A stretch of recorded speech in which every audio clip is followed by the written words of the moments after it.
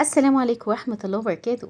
النهاردة ان شاء الله هنعمل بوريك الافران بطريقة سهلة جدا وناجحة مليون في المية، واحسن من بتاع الافران، وحاجة كمان صحية وعارفة انت تعملي ايه لاولادك.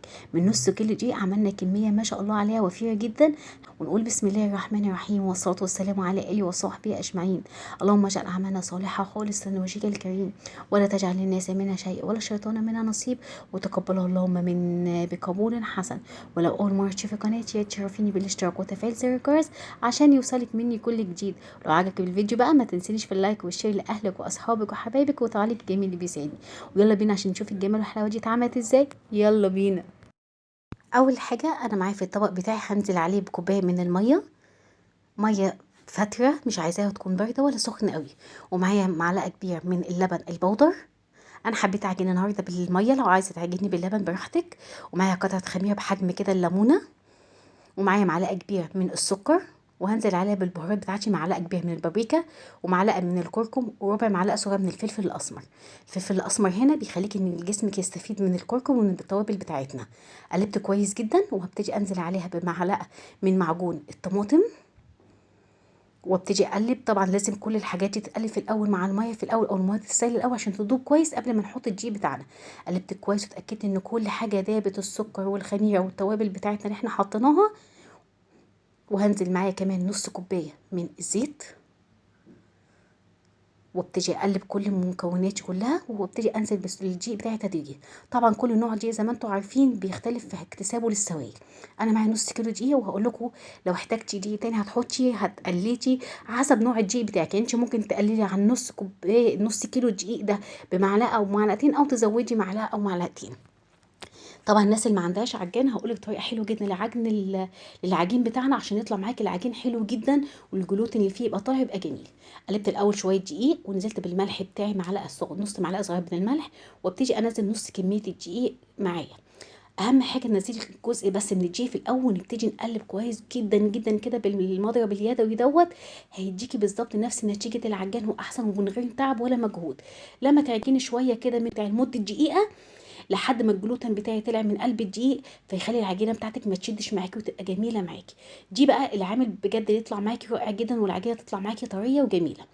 قلبت الاول بقى زي ما انتم شايفين ونزلت بكميه الدقيق وابتدي اقلب لحد ما العجينه بتاعتي تتلم. طبعا على حسب كميه السوائل، احنا قلنا الدقيق بتاعنا ايه هيشوف يكتسب قد ايه.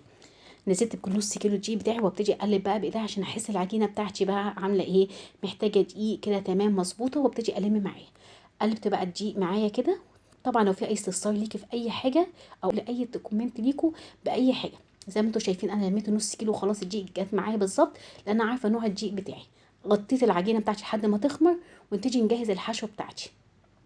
ده عباره عن قطعه من الجبنه القريش على جبنه من الاسطنبولي، اهم حاجه تكون الجبنه ناشفه معاكي، اللي هي جبنه البيضه اللي هي الخزين الدمياطي او الناشفه معاكي. الجبنه اللي بتبقى ناشفه دي ما بتطلعش من المعجنات بتاعتنا، لو الجبنه التانية بتبقى سايله شويه بتلاقيها بتطلع من المعجنات وهي بتستوي في قلب الفرن بتاعك. هريت كده الجبنه بتاعتي بالمنظر ده كده، وحبيت احط عليها كده معلقه كبيره من الزيتون متقطع قطع صغيره. طبعا حابه تحطي فلفل حطي اي حاجه انت بتحبيها زي ما انت عايزه. عايزه بقى تحطي بسطرمه، شوفي حسب ما اولادك بيحبوها وانت حباها. انا حبيت اعملك زي بتاعه الافران واحسن. وفي كمان افران كمان بتحب تعملها بيعملوها بالجبنه القديمه، المش القديم ده كده بيعملوها بيها عندنا في اسكندريه. كده خلاص الحشوه بتاعتي جاهزه. والعجينه بتاعتي كمان ما شاء الله بقت خمرانه معايا، لان طبعا الكميه انا عامله نص كيلو دقيق. شايفين العجينه بتمط معايا زي اللبانه ازاي، لان انا ضربتها كويس جدا بالمضرب اليدوي كده لمده دقيقه او دقيقتين كده قبل ما ابتدي انزل العجين، فتبقى سهله معاكي، تبقى تضيف كده، تبقى زي البيض كده، تبقى سهله معاكي وما تبديش ولا مجهود ولا تعب معاكي. هبتدي بقى ارش السطح بتاعي كده بدقيق واقطع قطع البوريك بتاعتي على حسب الحجم اللي انت عايزاه. انا هقطعها قطع صغيره على حجم الليمونه كده عشان تديني نفس الحجم بتاع الفران، وهترمي معاكي كميه كبيره جدا. شايفين انا بقطع ازاي بسهوله ازاي، حجم الليمونه. انا كمان حسيت ان في الاول يعني قطعت التقطيعه دي وحسيت ان هي كبيره، صغرتها عن كده بعد كده تاني. شايفين التقطيعه بتتقطع بكل سهوله ازاي، ما خدتش تعاينه تعب ولا مجهود. شايفين لون العجينه جميل ازاي، زيها زي بتاعه الافران بالظبط. طبعا ودي بسبب الايه، التوابل اللي احنا حطيناها عشان طبعا تدي فايده، ومعلقه معجون الطماطم كمان ادتنا نفس اللون الجميل بتاعنا مع البابريكا والكركم. قطعيها قطع صغنطوطه كده كل الكميه بتاعتنا. وهقول لك طريقه سهله كمان ليكي ما خدتش مننا وقت خالص والله وانا بعملها. هقولك ازاي تعمليها ازاي وتقطعيها. قطعناها بكل سهوله وعجناها كمان بطريقه سهله وجميله جدا. وطريقه العجن دي تقدري تعجني بيها اي نوع عجينه معاكي من وقت للتاني. لو حسيتي العجينه بتلزق معاكي، عشان انا عاملاها طريه مش عاملاها ناشفه قوي، عشان تخلي معاكي البوريك طري ما يبقاش ناشف. يعني اهم حاجه العجينه بتاعتنا تكون بتلزق بس مش بتلزق قوي.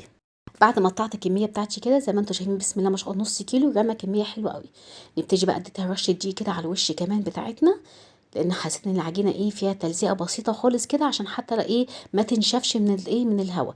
زي ما انتم شايفين انا بضغط عليها ضغطه خفيفه خالص كده، واحط فيها قطعه من الجبنه اللي بالزيتون والفها كده. شايفين ما خدتش مننا وقت خالص. واضغطي على الجنب وحطيها فيها حبه البركه حسب ما انت بتحبي. حبه البركه سمسم، انا عملت بصراحه جزء من السمسم وجزء بحبه البركه. من النهارده مش هنشتري اي حاجه من بره، اصل ما فيش اسهل ولا اوفر من كده. في اقل وقت ممكن عملنا احلى بوريك افران. شفتش نفسي اي حاجه ولا من غير بيض ولا سمنه ولا اي حاجه. زي ما انتم شايفين بضغط كده اول قطعه من الجبنه، وابتديت الفتها كده معايا عشان تديكي من جوه توريقه كده وتبقى فاضيه وهشه من جوه. اعملي اللي انا قلت لك عليه، زيها زي العيش الفينو كده. زي ما انتم شايفين اضغطيها بايديكي، افرديها فرده بسيطه خالص بايديكي زي ما انت عايزه.